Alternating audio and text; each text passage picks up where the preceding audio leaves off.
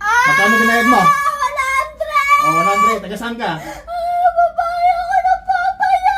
Ayaw mo ba? Nanilabot ako. Babae ka ng papa niya. Oo. Ayan. Huli ka. Yan. Huli ka. Kaya nga tinatanong ko, gusto ko malaman kung sino kasi wala akong ano. Nahirapan wala, ng alam mo. pamilya ko! Para malaman ko kung sino. Sinaktan niya ako! Ayan.